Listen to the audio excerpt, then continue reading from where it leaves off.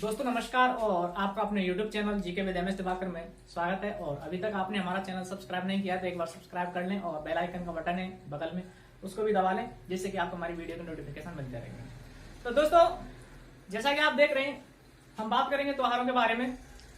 तो क्योंकि difficult chapter भी पड़ता है और भूल भी जाते हैं इन चीजों को कि त्योहार कौन सा किस महीने में पड़ता है। तो दोस्तों ट्रिकों के माध्यम से हम पढ़ने की कोशिश करेंगे, लेकिन त्योहार पढ़ने से पहले थोड़ी दो चार बातें ऊपरी इनकी जानकारी होना जरूरी है। उसके बाद हम त्योहारों को एक एक महीने वार पढ़ने की कोशिश करेंगे। तो दोस्तों महीने होते हैं 12। हिंदुओं के महीने कितने होते हैं? 12 माह होते हैं।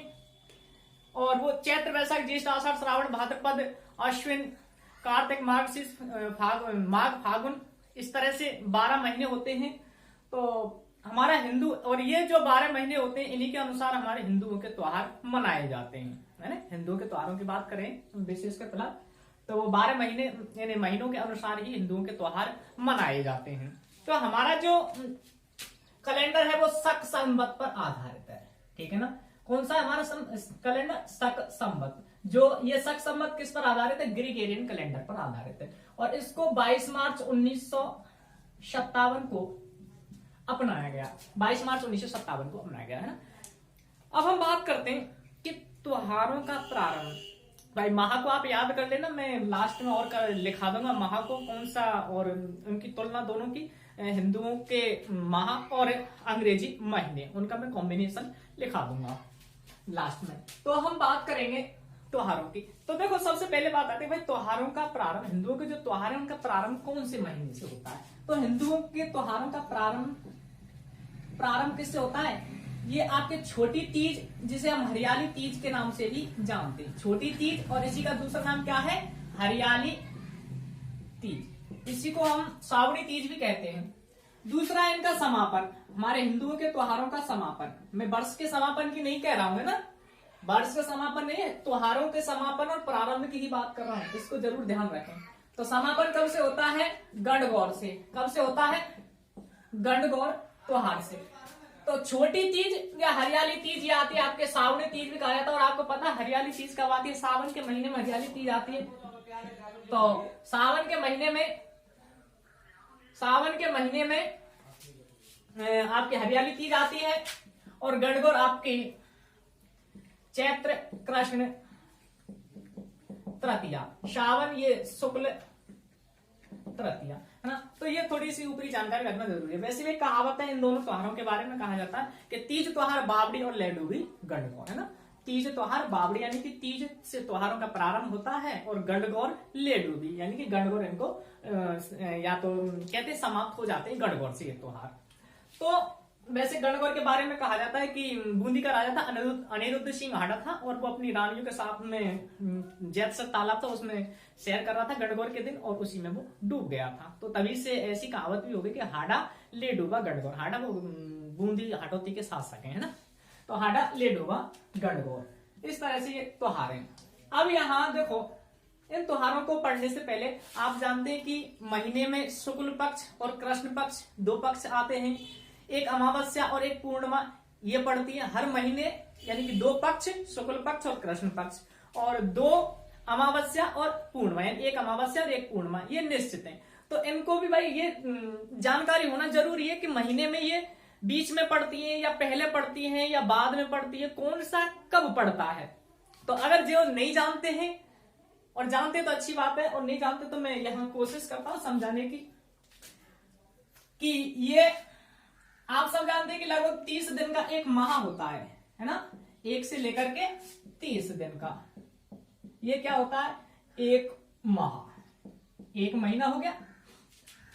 इस महीने को हमने दो भागों में बांट दिया, 15-15 दिन के दो पक्ष कर दिए, ठीक है ना। 1 से लेकर के 15 और उसके बाद में 16 से लेकर के 30। आप जानते हैं कि जैसे हम बोलते हैं गांव में परवा दौज तीज चौथ 5 6 7 8 9 10 11 12 13 1400, फिर अमावस्या या जो कुछ भी आता है अमावस्या पूर्णिमा जो, फिर परवा दौज तीज फिर चालू हो जाते हैं यहाँ से, है ना। तो परवा को प्रथमा कहा जाता है, द्वितीया को दौज कहा जाता है, द्वितीया कहा जाता है, और तीज को तृतीया, यानी ऐसे हम बोल देते हैं। एकादशी को 11 कहा जाता है। तो ऐसे करके हम पढ़ते हैं। तो एक दो पक्ष बात कर, दो पक्ष कितने हैं? दो पक्ष। और वो दो पक्ष कौन कौन से हैं? एक तो आपका शुक्ल पक्ष आता है और दूसरा आता है कृष्ण पक्ष। कृष्ण पक्ष तो बताने वाले बताते हैं कि शुक्ल पक्ष में उजाली रातें होती हैं और कृष्ण में काली रातें होती हैं।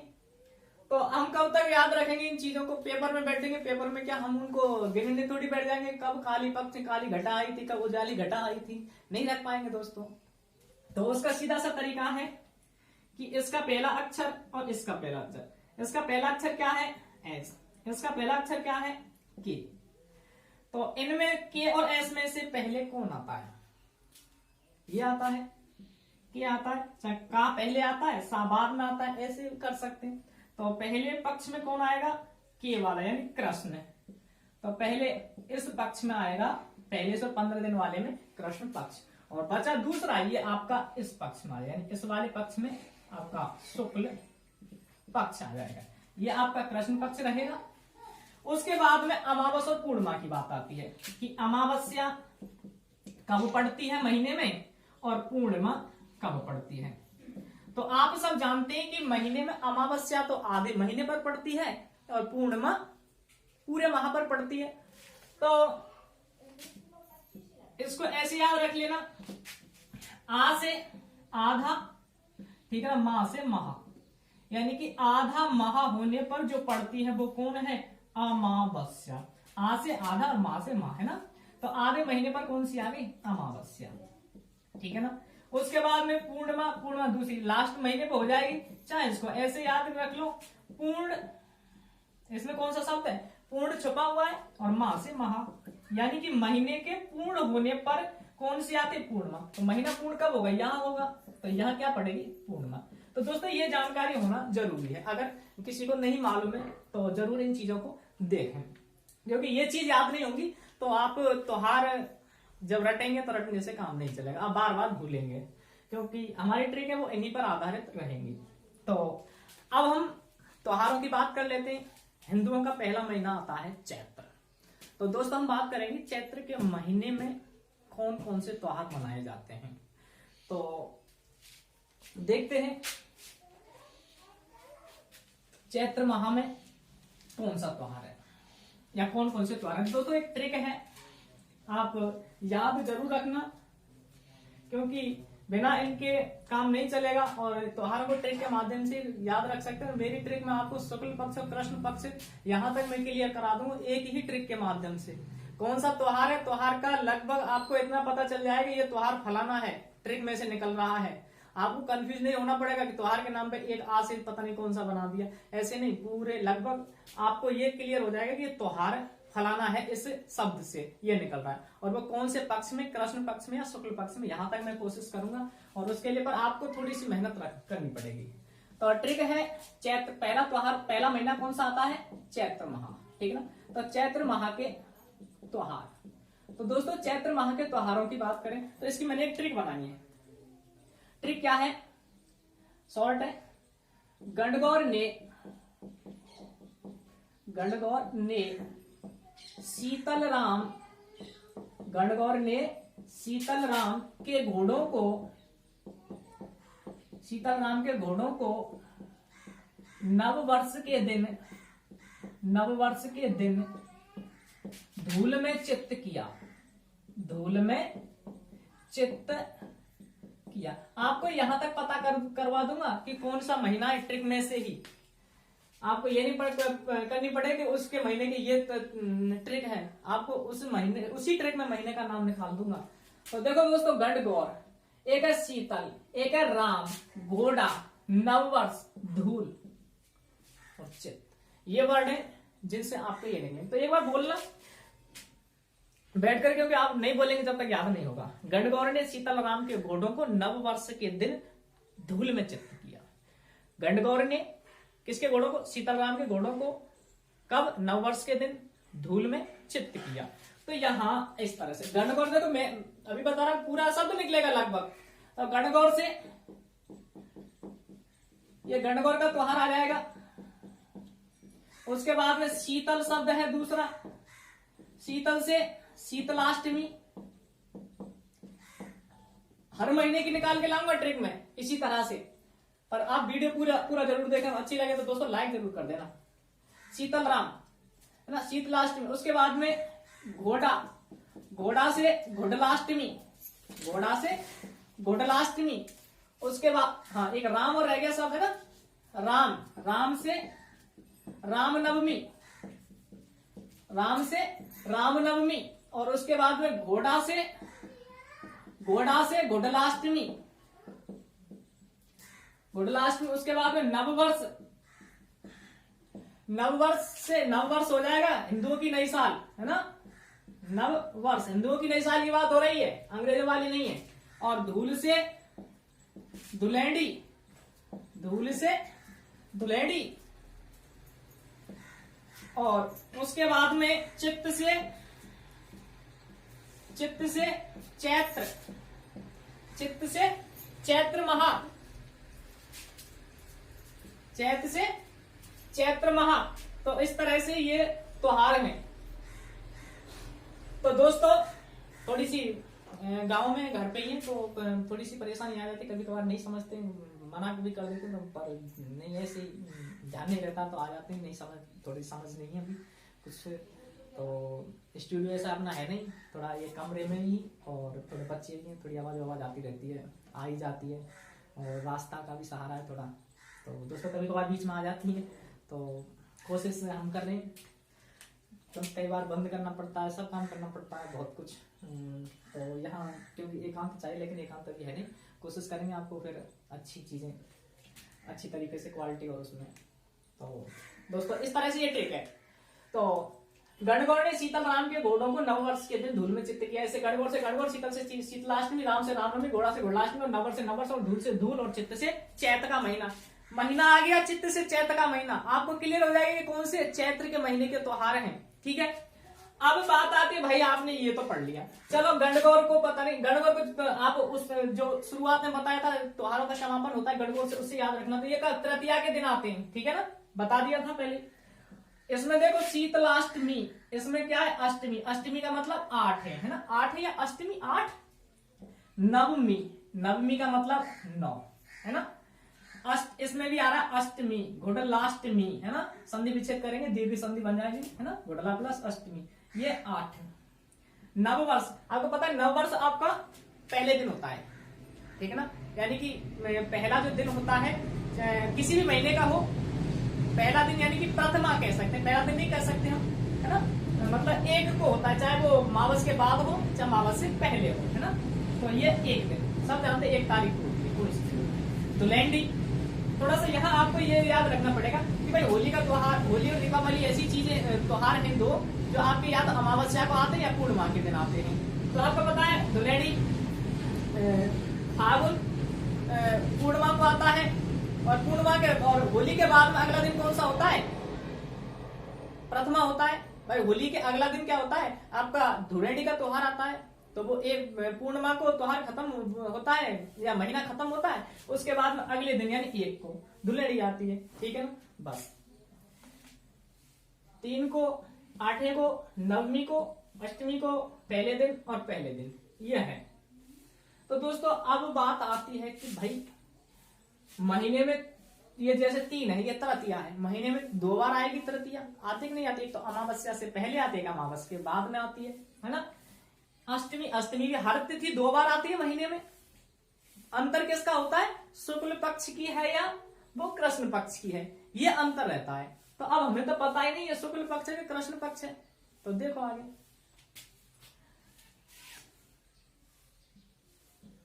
यहां में एस का मतलब होगा शुक्ल पक्ष, या एस शुक्ल पक्ष को हम ऐसे लिखेंगे और के से लिखेंगे कृष्ण पक्ष, ऐसे। ये चीज अभी से याद रख लेना, एस का मतलब शुक्ल पक्ष और के का मतलब कृष्ण पक्ष, क्योंकि हम आगे भी त्योहारों को पढ़ेंगे तो ऐसे ही शॉर्ट से ही निकालेंगे। तो यहां इसकी ट्रिक है एस, 3 एस के, यानी कि एस के का कितनी बार रिपीटेशन है, 3 बार, यानी एस के को 3 बार ले, एस के और एस के है ना। तो लिख दो एस के एस के एस के,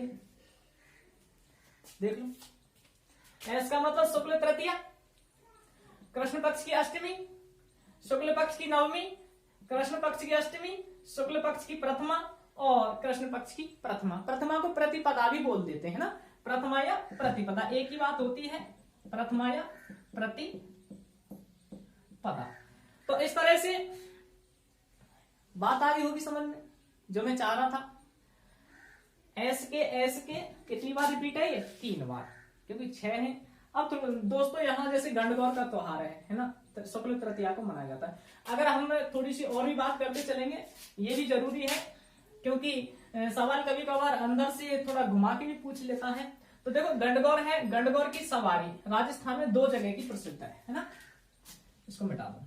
गणगौर की सवारी राजस्थान में 2 जगह की प्रसिद्ध है। वो कहाँ की है? एक जयपुर की और दूसरी है उदयपुर की। ये जयपुर और उदयपुर की गणगौर की सवारी प्रसिद्ध है, गणगौर की सवारी प्रसिद्ध है। ठीक है दोस्तों, ये भी आप साथ में याद हो जाएगा। रामनवमी है, ये आपके वो शीतलाष्टमी है। शीतलाष्टमी का यानी आपका जो बांसुड़ा बनता है, या शीतला माता को कह सकते हैं, शीतला माता का जो मेला वगैरह लगता है शीतलाष्टमी के दिन ही लगता है ना।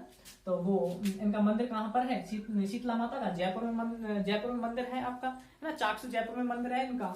और जैसे शीतला माता को आप सब जानते हैं, गोदरी माता, महामाया, चिचकी देवी, शैटल माता, इनके नाम से और बच्चों की संरक्षिका के नाम से भी जाना जाता है। तो वही शीतला माता है ना, उन्हीं की याद में या उन्हीं के लिए शीतलाष्टमी का त्योहार मनाया जाता है ना। शीतलाष्टमी, इसको हम घोटलाष्टमी भी कहते हैं, है ना, शीतलाष्टमी। और इसी दिन होता है, आप यहाँ देख लीजिए घोटलाष्टमी, है ना। ये एक ही बात है, एक ही दिन आता है। कृष्ण 8 है और कृष्ण 8 है। तो देखो घोटला त्योहार होता है, और घोटला जो त्योहार होता है आपको पता है मारवाड़ मुख्यतः जोधपुर में ज्यादा प्रचलित है घोटला, है ना। जो मारवाड़ के शासक शीतल देव थे, उन्होंने घोटले खां को मार दिया था ना, उस घोटले खां की याद में कौन सा घोटले का त्योहार मनाया जाता है ना। मारवाड़ में या जोधपुर में रूपायन संस्थान बोरुंदा है, जिसकी स्थापना 1960 में हुई थी। उसके निदेशक कोमल कोठारी, और ये रूपायन संस्थान बोरुंदा, उसके द्वारा घोटला जो त्योहार है या घोटला जो नृत्य है, घोटला नृत्य भी है ना ये, और उसको संरक्षण दिया जा रहा है। ये कई बार पूछा जाता है घोटला, है ना। रामनवमी हो गई, उसके बाद में घोटलाष्टमी, यानी कि घोटले का त्योहार भी होता है इस दिन, और घोटला नृत्य भी होता है ना मारवाड़ में। नववर्ष आप जानते हैं। अब देखो दोस्तों, यहाँ देखना जरूरी है, शुक्ल प्रथमा, ये हमारे हिंदुओं की नई साल, हिंदुओं की नई साल। अब आप देख रहे होंगे शुक्ल प्रथमा है, तो आप थोड़ा ध्यान दो, चैत्र का महीना है, पहला महीना है ना।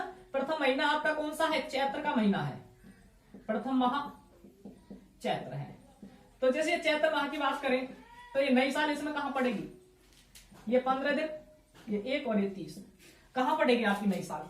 तो दोस्तों ये शुक्ल प्रथमा, तो आप ध्यान दो, शुक्ल पक्ष वाला तो ये है ना, ये कृष्ण पक्ष वाला है ना, ये कृष्ण पक्ष है, ये शुक्ल पक्ष है, और ये शुक्ल प्रथमा इसमें, यानी कि यहाँ जो पहला प्रथमा पड़ेगी वहां पड़ती है नई साल। तो दोस्तों आप ये मत समझना कि चैत्र कृष्ण प्रथमा को नई साल आती है, हिंदुओं की नहीं आती है। चैत्र के माह के शुरू होते ही नई साल नहीं आती है हिंदुओं की। जब चैत्र का महीना आधा निकल जाता है, आधा निकलने के बाद में, यानी कि जब अमावस्या के बाद में जो पहला दिन आता है, प्रथमा या प्रतिपदा आती है, उस दिन हमारी होती है नई साल। ठीक है ना, क्या होती है? नई साल। तो दोस्तों आज हम इसी के बारे में बात करेंगे, कल और नई वीडियो के साथ में बात करेंगे बाकी भी जो त्योहार है आपके। तो दोस्तों अगर हमारी वीडियो अच्छी लगे तो लाइक कमेंट शेयर जरूर करें, और हमारा चैनल जो है जीके विद MS दिवाकर, जो नया चैनल है अभी, तो उसको जरूर सब्सक्राइब करें, और हमारा इसी तरह हौसला बढ़ाते रहें। तो हंसते रहें, मुस्कुराते रहें और देखते रहें हमारा channel GK with MS Diwakar. जय हिंद, जय भारत।